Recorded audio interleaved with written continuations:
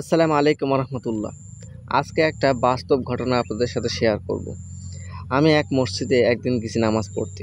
সেখানে যাওয়ার পরে এক মুসল্লি দেখলাম যে মুরব্বি বয়স, মাথায় খুব সুন্দর কাটিং চুল, সুন্দর দাড়ি, মাথায় টুপি, সুন্দর পাঞ্জাবি। কিন্তু তার উজু করা দেখে আমি একদম হতবাক হয়ে গিয়েছি। তিনি একজন বয়স্ক মানুষ, মুরব্বি মানুষ, দেখে মনে হচ্ছে খুব স্মার্ট মানুষ, দেখে মনে হচ্ছে খুবই সচেতন মানুষ, শিক্ষিত মানুষ, মানে দেখে মনে হচ্ছে এমন। কিন্তু তার উজু করা দেখে আমি একদম পুরো অবাক হয়ে গেছি।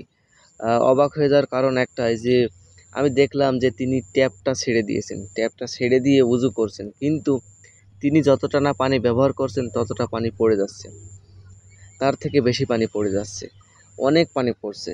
মানে ট্যাপ ফুল স্পিড ছেড়ে দিয়ে পানি নিচ্ছে, কিন্তু পানি নিচ্ছে অল্প একটু পানি নিয়ে কোনো মতে গায়ে দিছে, কোনো মতে একটু হাত ধুলো, কোনো মতে একটু নাকে পানি দিল, কোনো মতে একটু মুখটা ধুয়ে নিল।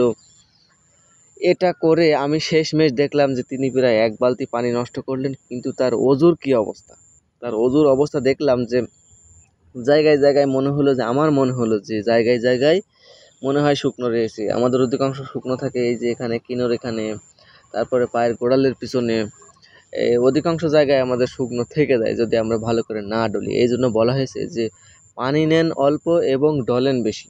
অল্প পানি যদি নেওয়া হতো, যদি ভালো করে ডলা হতো, তাহলে সেই অজুটা পরিপূর্ণ হয়ে যেত।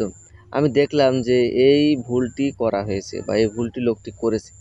এটা দেখে আমি খুবই অবাক হলাম যে মানুষ কেন জানতে চায় না, মানুষ কেন জানতে চায় না। সেই মানুষটা মুরব্বি হয়ে গিয়েছে, দেখে মনে হচ্ছে যে খুব প্র্যাকটিসিং মুসলিম, তিনি খুব নামাজ কালাম করেন এমন মনে হয়েছে। কিন্তু তিনি যে ভুলগুলো করলেন এটা আসলেই ক্ষমার অযোগ্য বলা যায়। এটা নামাজ না হওয়ার পূর্ব শর্ত যেটা বলা যায়, যে অজু না হলে নামাজ হবে না। এই জন্য আমাদের অবশ্যই সবাইকে, আমি সহ সবাইকে চেষ্টা করতে হবে যে আমাদের উজুটা করলে যাতে সুন্দরভাবে পরিপূর্ণভাবে উজুটা হয়, যাতে কোথাও কোনো গ্যাপ না থাকে, কোথাও কোনো জায়গা যাতে আমাদের শুকনো না থাকে।